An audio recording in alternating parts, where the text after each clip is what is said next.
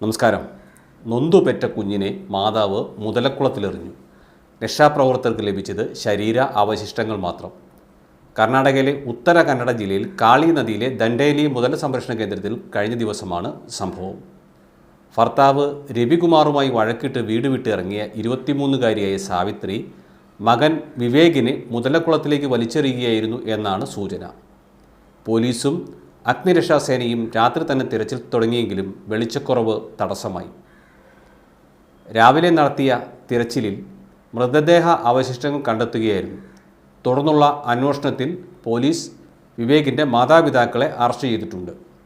കൊച്ചി പനമ്പള്ളി നഗറിൽ ജനിച്ച് മണിക്കൂറുകൾക്കുള്ളിൽ കുഞ്ഞിനെ വായിൽ തുണി തിരുകി കൊലപ്പെടുത്തി മാതാവ് ഫ്ളാറ്റിൽ നിന്നും വലിച്ചെറിഞ്ഞ സംഭവത്തിൻ്റെ ഞെട്ടൽ വിട്ടൊഴിയും മുമ്പാണ് കർണാടകയിൽ നിന്നും ഏറെ ദുഃഖകരമായ ഈ വാർത്ത പുറത്തു വന്നിട്ടുള്ളത്.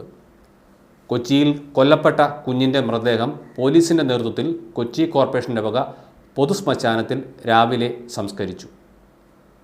M4 മലയാളം, കൊച്ചി.